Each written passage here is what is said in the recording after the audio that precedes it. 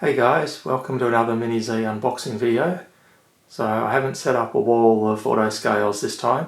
I've just lined up my LM cars in front and I'll try and fit the cars that arrive behind them. So I'll start off with a custom car. It's a Nissan 350Z, also I think called a Fair Lady in Japan. So it's considered a candy yellow colour. And it's got a wing in the box to be attached on the back. Wings in there. There it is.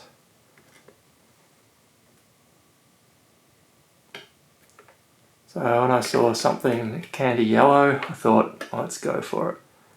Thought I'll buy that one.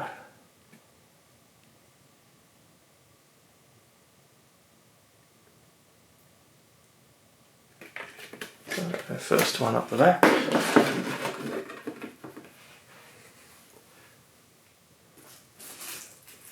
Now, I've mentioned in at least one other video that my focus is now more on getting spare bodies for the cars that I drive on my track.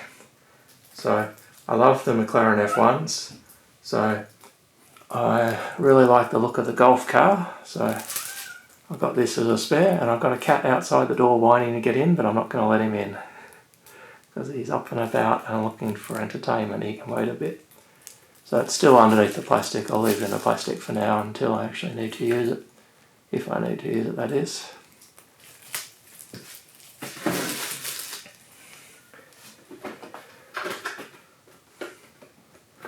And it just so happens I decided to get another one of the same car so you get a better look at this one because it's not inside that plastic. So I really like the look of this car. I like how it's got orange wheels. It's the only one of the Mclaren F1s to have orange wheels. So these Mclaren F1s, they are extremely agile. So in terms of 98mm wheelbase cars, which they are, they're extremely agile, and I'd say maybe the Enzo Ferrari's similar. The Enzo Ferrari's got sharp turn in, this McLaren's just sort of quick at changing direction. So it's a good one to have. I've given up on 90mm and 94mm rear mounts because I find that the McLaren F1 98mm is easier for me to drive and just as agile as I found the 94s, and the 90s were just usually narrow cars that would tip over on corners.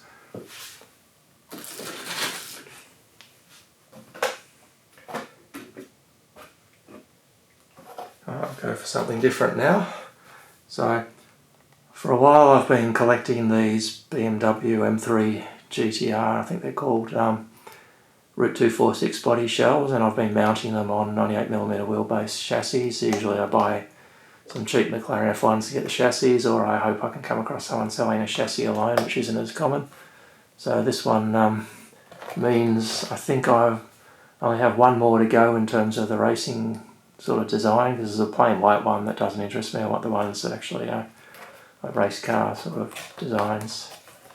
So what does it say? BMW Financial Services and original BMW parts on the wing. And number 21, so not sure if this was from the Nürburgring or whether it was in the ALMS, the American Le Mans series. I can see what looks like the American flag, so I reckon this was in the American Le Mans series.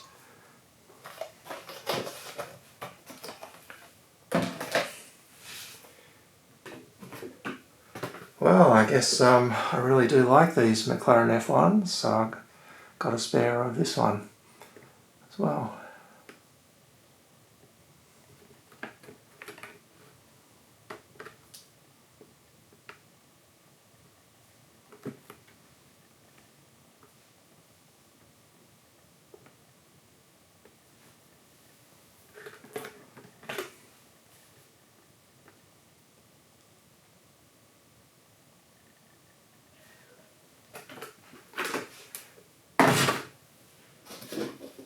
And here's something a bit different. So that's a palm runner, which is sort of like it is kind of a mini Z, but at some point Kyosho decided to make one that they sort of, I think they're trying to say, yeah, it says it on a tabletop RC car. So same scale, different controller, possibly a bit different under the skin, probably AM if not FM, because I see it's got an antenna. And the reason this Mazda RX-7 appealed to me is because it has different wheels to any of the official Mini Z ones, so I like the wheels and decided, yeah, I'll take a chance on this. So 40 megahertz, it says on the back.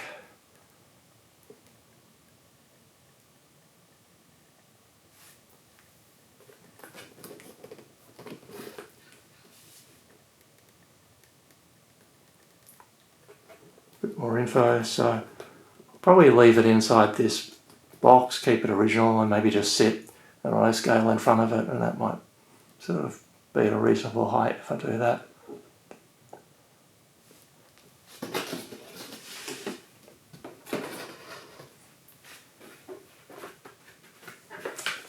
Oh, what did you know it? I was going McLaren F1 mad. So I think I've got a spare of this body already because I'm currently driving one, which means I've still got one in the display cabinet.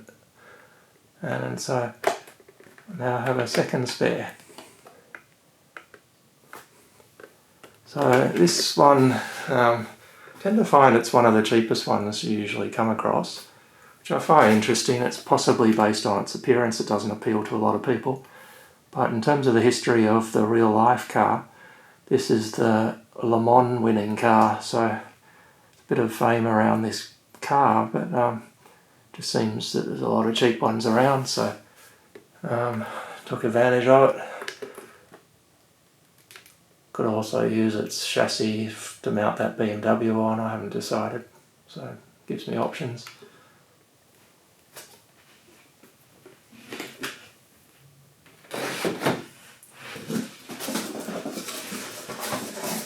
Now, an opportunity came up to get a body that really appealed to me, but there was a catch. And the catch is, or was, that the body was being sold with a set of other bodies. So I hummed and ahed about it and decided I really wanted the body that was in there. So I went for it and ended up with a whole bunch of bodies. So I'll start off by showing the one I really wanted. So it's a custom designed Marlborough Mclaren F1. Yes, I'm sure you've realised by now I'm a big fan of the McLaren F1s. Both the short tails and the long tails, they both drive really well, and they drive very differently too. So the person that did this one made it's done a good job, I think. I think it's a nice sharp looking car. So I'll mount that up on a display chassis for sure.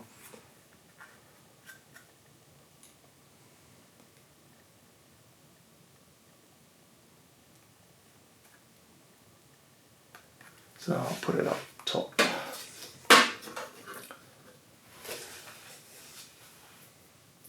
So I'll go more quickly through some of these bodies that I had to buy to get the Marlborough one I wanted. So I've got a spare Sauber body. This one has some damage to it. It looks like sticky tape or a similar sort of tape. It's been used in a few places, so probably worked okay for its previous owner. But I might use glue and do what I hope will be a stronger bond. But for now, I'm not in any rush because you can see down there, I'm already running that body. So this will just be a backup if my body gets worse, I guess.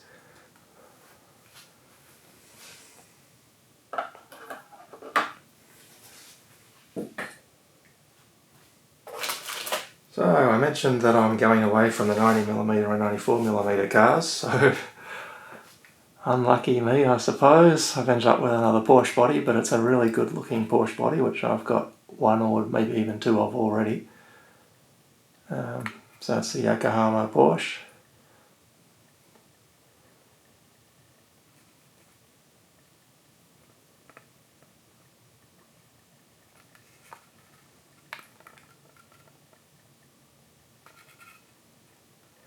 And this one seems to be in very good condition. There's just minor paint damage on the front, it looks like.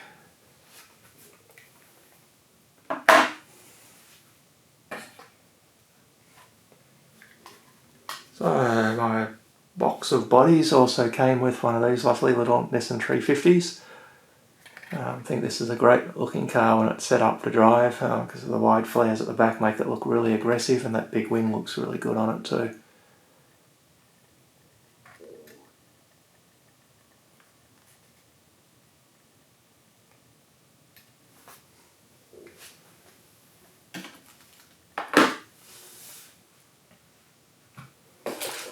Next up, what I consider as possibly the most popular of the Nissan Silvia bodies. It's the Rockstar energy drink one, which I think is a really great looking body, really spectacular. And I've got one in the display cabinet. This one has a little bit of damage that's been used and a bit of paint come off the front, looks like. Don't see any sign of any cracks, so still in good condition. And let's face it, when the car's on the track, you don't tend to notice just a little bit of marking here and there. So I really do like the look of this Rockstar. And I do have two all-wheel drive cars. One's 94mm for using with GTRs, and I've got a 90mm all-wheel drive that originally was a Toyota Celica GT4. But I could easily convert over and use, say, a Silvia on it.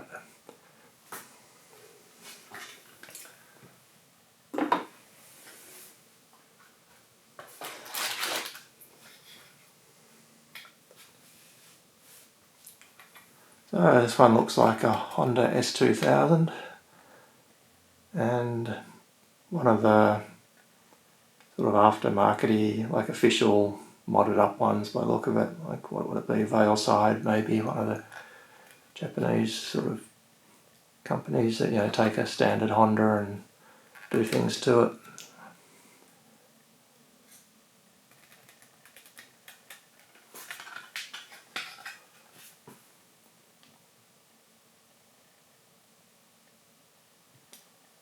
It seems to be in very good condition.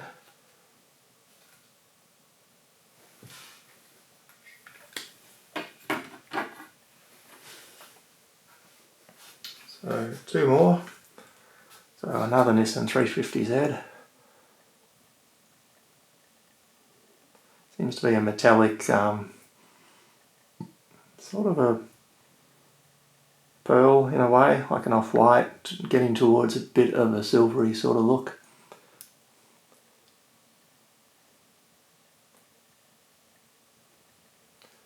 And this one seems to be in good condition as well.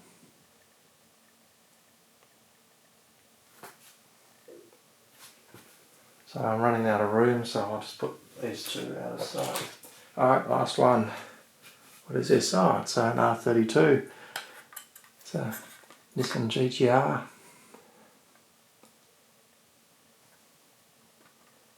Body seems to be in good condition as well.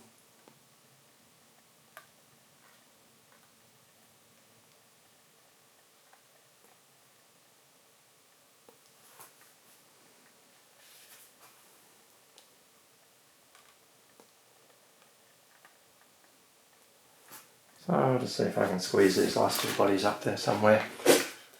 Yep, one on top of the BMW. And I'll squeeze the Nissan in the corner if it fits. Yep, it fits. Alright.